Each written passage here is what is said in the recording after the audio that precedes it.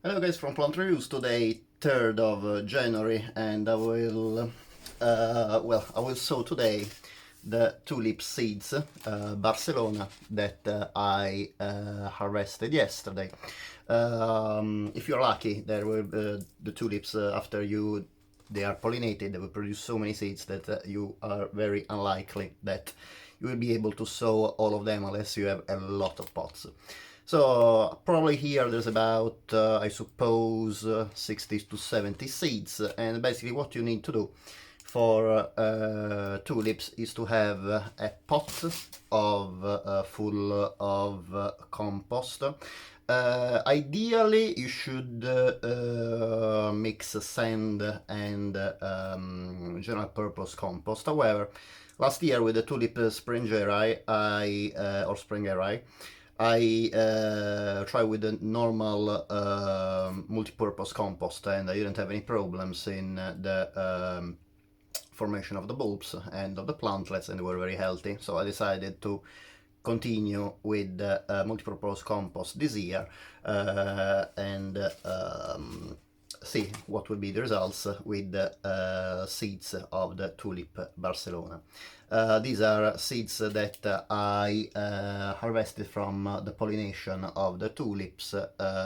These tulips were either self-pollinated, so I took the pollen from the same flower and pollinated the stigma, or from other flowers belonging to the same variety. As I said in the previous video, that I will put the link at the end of this video, the tulip hybrids, even if they, when they are self-pollinated, they might produce seeds and plants, obviously. The plants developing from these seeds that do not really resemble the parent plant or the parents if they are from two flowers from two different plants of the same variety. Because of the wide genetic background of their parents and ancestors anyway. However, in this way, even if some of the offspring, if hopefully not all of them, might show differences in comparison to parents, usually they are at least a percentage of the offspring will resemble the parents anyway. And however, it might be that among the new colors or the new heights, the new characters that will show up in the plants, you will find actually some individuals, some plantlets that might be even more interesting than the parents, and who knows, you can start developing your very own variety of tulips. So let's start. The main ingredient, as I said, is a pot full of compost. Another some more compost to put on top of the seeds, and some grit. Some grit. The grit is very important to avoid the snails, or at least reducing the predation of snails on the young plantlets, because the grit dries up very quickly. And when the plants will sprout in spring, usually, at least in Kent where I live, the weather tends to be quite dry, and the snails, when they go on the grit, they really don't like this dry feeling on their body, and they avoid basically moving on the grit, so they will have the best chances to avoid being predated by the snail. Another option that you can do in your pot after you sow the seeds is covering it with a net, and this is ideal really, because I found that birds or especially blackbirds tend really to try to find worms in the ground, and obviously if they will do it even with the grit on the top, they will try to pierce the compost and the grit, trying to find these worms, and obviously all the seeds will be scattered around. It is very important for the tulips to be sown very, very close to the surface, and covered just by a tiny amount of compost, because the seeds, as you can see, are quite are not really small, but they are quite thin, and the plantlets can developing are quite small when they germinate. So what you will need to do is to place the seeds quite regularly in a row. So for example, I use a tweezer because it really give me some better grip than my hands on the seeds, and also I can be more precise. I don't want you to basically see the whole thing when I saw all this, the whole pot. So what I will just do is basically showing you what I do in a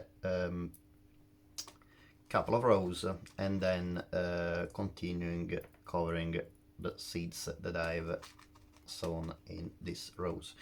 It's very important to leave some space in between the seeds, so when the bulbs will develop, they will be able to be still in the same place without displacing each other.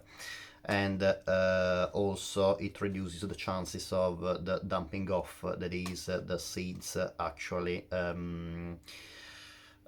getting attacked by parasites, especially molds are the problem. So I mean, the seeds are still pretty small, so about 1 centimeter in between the seed is fine to keep things well. This is what I found in the previous years, so they will be okay in this way. Just trying to obviously being quite regular in the sewing. One thing that I can recommend, I'm doing it in a room. This is because especially tulips, but also lilies, as you can see, are very thin, and if there is even a gentle breeze, the seeds will be blown away by the wind, and you will be just trying to run around to get the seeds back. Instead, obviously, in a room, or if you have a greenhouse, there's no wind. Obviously, if you keep the windows shut, and you will have a much more relaxed time sowing the seeds. Also, you will be protected by the by foul weather that might be present when you sow the seeds, because tulip seeds need to be sown in autumn. We are now on the 3rd of January, as I said, so it is early winter. However, hopefully this will be enough for the seeds. They need tulip seeds need really a period of cold, cold stratification, in order to trigger germination in spring. So this is what I am doing, and I finished this 3rd row. I think you can see it quite clearly, the row of seeds. And basically what I will do, hopefully this way is a bit clearer. Perfect. Okay, so what I am doing now is, no, I think actually probably it was better this way. Perfect. So what I will do now is, with this multipurpose compost, it's very important that it's very loose, because it needs to be very, very, very soft when the plantlets germinate. You covered gently the seeds with just a few millimeters of multipurpose compost.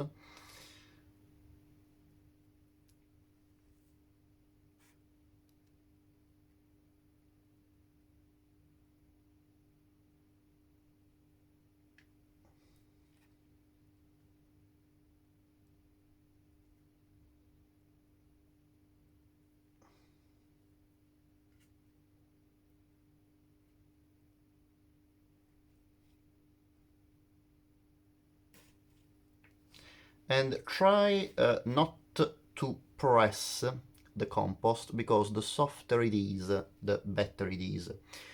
Also, remember that on the top of the compost we need to put a couple of millimeters of grit, so just to, as I said, as a protection from the snails. So we will put a little bit of grit like this.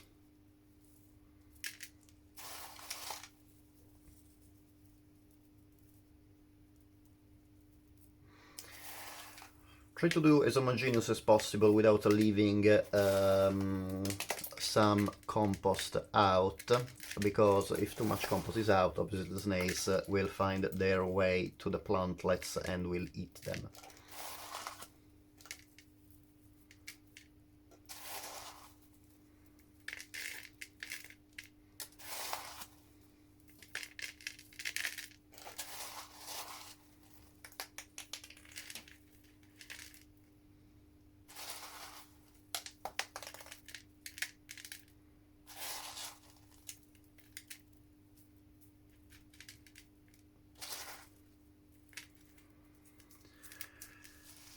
Perfect, so that's it. What I will do now is repeating the procedure for the rest of the pot, because as you can see I have a few more seeds to sow. Then what I will do is covering the pot with a net, as I said, to avoid birds or even worse, rodents coming and digging out the plantlets. I actually found that when you plant the tulip seeds, the worst danger are birds, because they're just attracted by bare compost, or if they find some grit they will think there's something below, or even worse, cats, because cats are incredibly attracted by fresh compost or grit. They basically use it as a toilet. So really, you don't really want cats going around your pots. Once the seedlings start producing the bulbs, and they are finally bulb, what I found is that tulips are very much sought after by rodents. More than daffodils and more than lilies. This is because lilies, and especially daffodils, tend to be poisonous. I don't think tulips evidently are very poisonous. Actually, probably are not poisonous at all, because I know that in the Netherlands during one of the worst economic crises that possibly was due actually to the tulip, to the famous tulip fever in the Netherlands. People who couldn't find anything to eat basically started eating tulip bulbs. But must be reasons, because they did with the tulips and not, for example, with the daffodils. So as a general rule, bulbs are poisonous, but I found that really tulips are like a delicacy for rodents. I've lost many bulbs this year due, I suppose, to rats, because in my allotment I found one day one rat, and they are really a nightmare for tulips.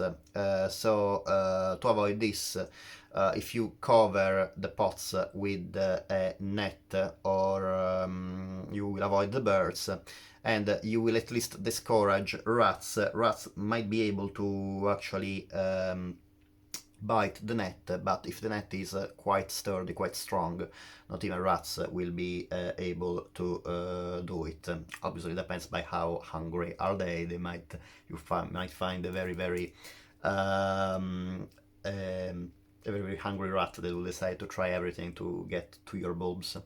So that's it, really. Obviously, I will keep you updated about how the pot continues. And another thing before I forget, always put the label on the pot, so you will know that what variety or what species are you sowing. And so I put the Tulip Barcelona, and it is very important to label the pots so you know which is which.